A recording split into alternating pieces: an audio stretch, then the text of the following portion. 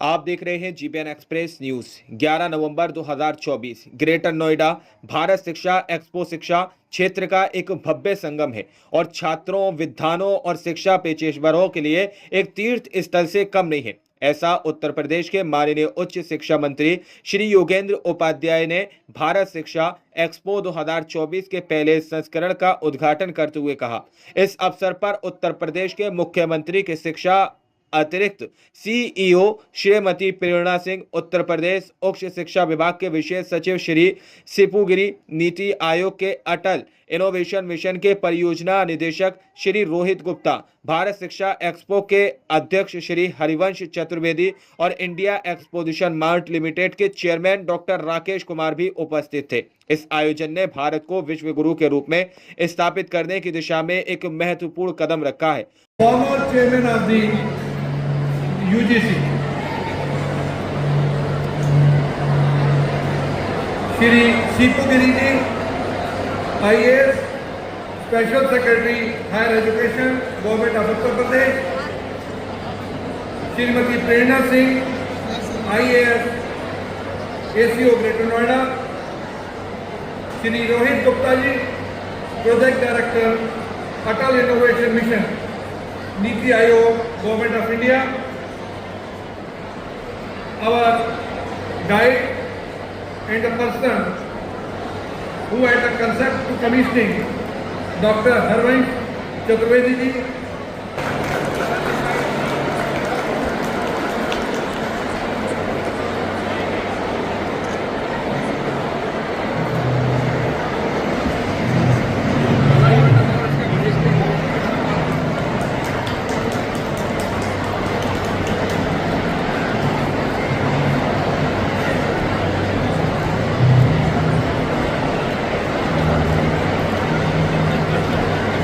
I will now request Dr. Harivansh Chaturvedi.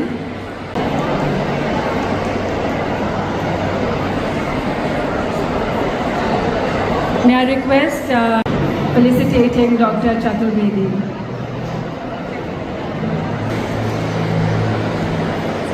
Well, our first speaker for today is someone. Nice to be here. Last week I hit 40, so you become 40 only once in your life. And it's a crucial moment when you look back upon your life कि आपने अपने life में अभी तक क्या क्या किया है और कैसे आपकी अपब्रिंगिंग हुई है।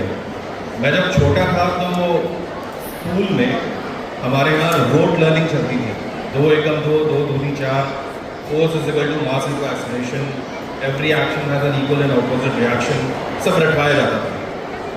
ठीक है, उस रटवाने की वजह से मैं IIT तक पहुँच गया, IIM तक भी पहुँच गया, खुद का कुछ अच्छा कर लिया अपने लाइफ में, लेकिन वो सही तरीका नहीं है एक बच्चे को शिक्षा देने का। हम अटल इनोवेशन मिशन नीति आयोग में बच्चों के लिए 10,000 अटल टिंकरिंग लैब नाम का एक पायलट प्रोजेक्ट हमने स्टार्ट किया था। और ये लगता है पायलट प्रोजेक्ट, लेकिन दुनिया का सबसे बड़ा प्रोजेक्ट है इस तरीके का। 10,000 अटल टिंकरिंग लैब। इन टिंकरिंग लैब्स में होता क्या है? बच्चों को क्रिटिकल थिंकिंग सिखाई जाती है, बच्चों को डिज़ाइन थिंकिंग सिखाई जाती है, बच्चों को 3D प्रिंटर से इंट्रोड्यूस किया जाता है, सेंसर से इंट्रोड्यूस किया जाता है, various devices which are like 21st century skills, उससे उनको पहली बार इंट्रोड्यूस कराया जाता है। कोर्स जाके कुछ नया सीखने का मज़ा उस कंप्यूटर लैब में ही आता था। उसका नतीजा क्या हुआ कि हम 80 और 90 के दशक में पढ़े हुए लोग, हमने ही जाके इन्फोसिस, TCS और ऐसी नामी गिरामी कंपनी स्टार्ट करी जो जिसकी वजह से दुनिया में आज भारत प्रसिद्ध है। हम टिंकरिंग लैब से बच्चों को उन 20 was a different time and elder people were here. आपके टाइम पे कैसा टाइम था, एजुकेशन का उतना महत्व नहीं था। उससे ट्रांजिशन जब हम आज जाते हैं, जब हमारे बच्चे एजुकेशन को बहुत महत्व होता है, वो ट्रांजिशन काफ़ी डिफिकल्ट रहा है, बहुत चैलेंजिंग है, बट साथ ही में इसमें बहुत सारे अपॉर्चुनिटीज़ भी हैं। आज के डेट में एजुकेशन को AI से लड़ना है, जॉब अपॉर्चुनिटीज़ को we have to become provide education which is employable, ये सारी चीज़ें देखनी है। But to meet all this challenges, it's not that we have not done anything. India has come very far from where it has begun. The new education policy has broken all the जो हमारे अंदर stigmas थे towards education. हमारे अंदर जो झिझक थी in terms of interdisciplinary education, वो सब को हम लोगों ने काफ़ी कुछ चेंज किया। अब हमारे education system is more industry oriented, more practical oriented, stakeholders consultations काफ़ी ज़्यादा होते हैं। आज हम जो एक बहुत बड़ा स्टेप लेंगे which our honourable minister will convey to you in a very short while, ये सारे स्टेप्स इंडिया को सुपर पावर बनाने में बहुत बड़ा रोल प्ले करेंगे। बड़े लेवल पे होते हैं, लेकिन ग्रेटर नोएडा एक इतना बड़ा एजुकेशनल हब है। यहाँ पे बहुत बड़ी, बहुत ही प्रेस्टिजियस यूनिवर्सिटीज़ हैं, कॉलेजेस हैं, स्कूल्स हैं, जहाँ पे बहुत ही अच्छा करिकुलम है, पेडागॉजी है। हम बात करें तो सबसे एडवांस टेक्नोलॉजी की चीज़ें हमें सीखने को, देखने को मिलती है, चाहे हम अटल टिंकरिंग लैब्स की बात करें या best of the exposure business की बात करें।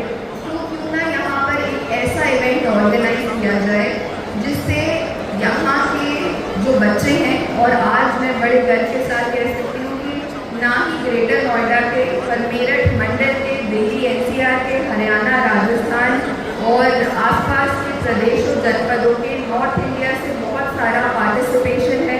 आप लोग देखेंगे अगले 3 दिन में higher education, skill development and school education को लेकर तीनों दिन में बहुत सारे सेशंस होंगे, जिसमें best of the speakers from the country they have been invited, they will come here and talk about not only hard skills but how important are soft skills, communication skills, moral skills, life skills, and they will be motivating students and also helping them fight failures, also helping them get exposure to different career options available here. So जो उद्देश्य था इस event का, भारत शिक्षा expo का, वो ये था कि बच्चों को आज की लेटेस्ट टेक्नोलॉजी क्या है उसका एक बड़े रोमांचक तरीके से उन्हें अनुभव मिले। आज हैकेथॉन्स, आइडियाथॉन्स, स्टार्टअप्स के लिए, कुछ अच्छे आइडियाज़ के लिए जिसके लिए शायद प्रशासनिक कोई समस्याएं होती हैं उनको भी सॉल्व करने के लिए आइडियाथॉन्स ऑर्गेनाइज किए गए हैं, क्विजेज हैं। सो बच्चों में एक बहुत ही सकारात्मक प्रतिस्पर्धा जो है आपको देखने को मिलेगी अगले 3 दिन में। मैं शुक्रिया अदा करना चाहूँगी सभी universities, specially Galgotia, DL Bajaj, Sharda, IIT, आप लोगों ने और कई लोग जिनका मैं नाम नहीं ले पाती हूँ, आप लोगों के एग्जीबिशंस लगे हैं, बहुत ही शानदार तरीके से सभी आप लोगों ने प्रदर्शित किए हैं। तो जो यहाँ के बच्चे हैं, दूसरा उद्देश्य यही है कि उन्हें एक्सपोजर मिले, अपार्ट फ्रॉम क्या नई टेक्नोलॉजी अवेलेबल है, दूसरा क्या क्या चीज़ें आपके स्कूल्स में, कॉलेजेस में आज पढ़ाई जा रही हैं, जिसमें उनको देखने को मिलेगा हमें किस चीज़ में रुचि है।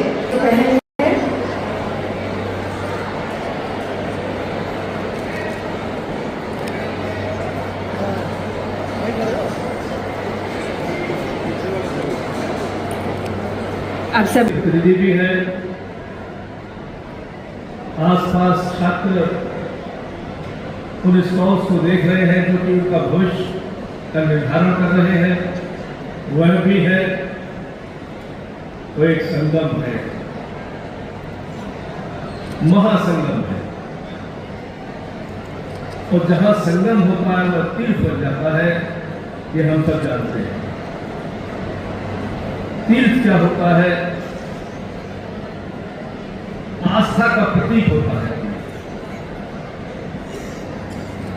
सकारात्मकता का उद्गम स्थल होता है, सपनों को साकार करने, संकल्पों को पूरा करने का ऊर्जा का केंद्र होता है। तो आज यह स्थल इन सब का एक तीर्थ बन गया है। यहाँ पर मुझे आमंत्रित किया गया, इसके लिए मैं आयोजकों का आभार व्यक्त करना चाहता हूँ। जैसा अभी धीरेन्द्र सिंह जी बता रहे थे कि ग्रेटर नोएडा एक हब बन चुका है शिक्षा का, देश विदेश के छात्र यहाँ शिक्षा प्राप्त करने के लिए आते हैं। ख्याति प्राप्त राष्ट्रीय और अंतर्राष्ट्रीय ख्याति प्राप्त संस्थाएं यहाँ पर हैं। यदि मैं कहूं ये आधुनिक नालंदा और तक्षशिला बन चुका है तो अतिशयोक्ति नहीं होगा।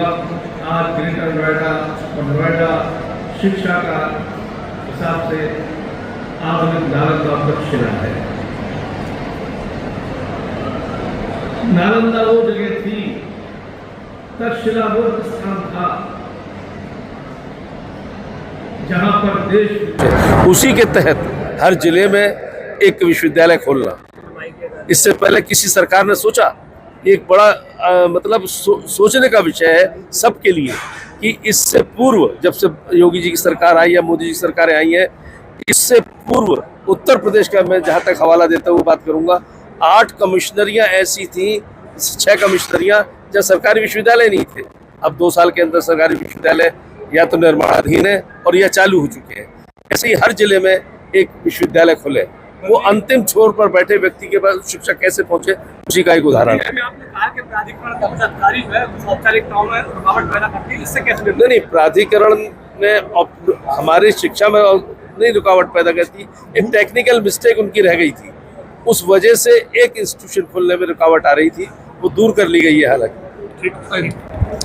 जिससे हमें लगता है कि आने वाले टाइम में जो हमारे मैनेजर्स हमारे कॉलेज से प्रोड्यूस होंगे वो बेटर डिसीजन मेकर होंगे और एक ऐसा अमिट छाप छोड़ेंगे सोसाइटी पे और अपनी ऑर्गेनाइजेशन पे कि कंपनी डेफिनेटली डिमांड करेगी कि एक्यूरेट के जो स्टूडेंट्स हैं they are far better than other colleges. ठीक है, शिक्षा एक्सपो 2024 का आयोजन हो रहा है, क्या कहेंगे? ये बहुत ही शानदार आयोजन है क्योंकि यहाँ विद्यार्थियों को बहुत सारा एक्सपोजर मिल जाता है। एक प्लेटफॉर्म पर ढेर सारे कॉलेज यूनिवर्सिटी मिल जाते हैं, अपने हिसाब से चुन पाते हैं और कॉलेजों को भी विद्यार्थियों को समझाने का अवसर मिलता है, जिसका लाभ विद्यार्थी और कॉलेज यूनिवर्सिटी दोनों को मिलता है। तो इस तरह के आयोजन हर वर्ष होते रहने चाहिए। इसका लाभ जो विद्यार्थी कॉलेज को ढूंढ रहे हैं तो उन्हें मिलता है और यूनिवर्सिटी को भी एक साथ बच्चे मिल जाते हैं जिनको कि समझाया जा सकता है। ये माइक्रो रोबो है, ये फायर को डिटेक्ट करेगा सेंसर्स के हेल्प से और उसके पास जाके एक्शन लेगा। यहाँ से सर हमारा ये वाटर स्प्रे होगा और सर इसमें अलार्म है और सर वाईफाई के थ्रू क्लाउड पे नोटिफिकेशन पहुँच जाएगी, उससे आप अलर्ट हो जाओगे कि आपके जिसमें भी ये प्रोजेक्ट रखा है वहाँ पे कुछ ट्रेजेडी हुई है। एंड ये जो क्लाउड सिस्टम है that is kept secured so that जो डेटा जा रहा है उसमें कहीं डेटा ब्रीच ना हो। जैसे आप ये सिस्टम देख सकते हो, ये जो हमारे सामने रखा हुआ है ये एक फिल्टर है जो IMT कॉलेज में इंक्यूबेट हुआ है। ये क्या करता है, जैसे कि जो एयर प्यूरिफिकेशन का जो प्रॉब्लम होता है कि देयर इज इम्प्योर एयर, सो ये क्या करता है, एयर को फिल्टर करता है। बट दिस यूजेस ओजोनाइजेशन, मतलब यहाँ पे क्या होता है, जो ओजोनाइज करके प्योर एयर निकलता है। तो क्या होगा, अगर एक रूम में बहुत लोग बैठते हैं, जैसे 100 लोग एक रूम में बैठे हैं और सब बंद है, तो क्या होता है, सफोकेशन होता है। बट ये क्या करता है, ये प्योर ऑक्सीजन बनाता है, तो उसमें क्या होता है ना, आपको सफोकेशन नहीं लगता। इससे और एक बेनिफिट है क्या, कि इसमें हमें फिल्टर चेंज करने की जरूरत नहीं है। जैसे इन मेजर केसेस हमें फिल्टर चेंज करने की जरूरत पड़ती है, पर इसमें फिल्टर चेंज करने की जरूरत नहीं है। तो we are making it an eco friendly system so that we can make a change in the environment prospect as well. And इससे हम लोग अभी स्मार्ट के थ्रू इसको और स्मार्ट बनाने के लिए हम लोग इसके साथ क्लाउड इंफ्रास्ट्रक्चर एंड और जो IoT के जो कंसेप्ट्स हैं उसको भी इंटीग्रेट करने की कोशिश कर रहे हैं, ताकि इसके डेटा को हम मॉनिटर कर सकें and with in the backend हम कोई मशीन लर्निंग मॉडल या एल्गोरिथम ऐसा बिल्ड कर सकें, ताकि हम लोग आगे जाके कुछ सुविधा और इसको बिल्ड कर सकें and we can innovate this.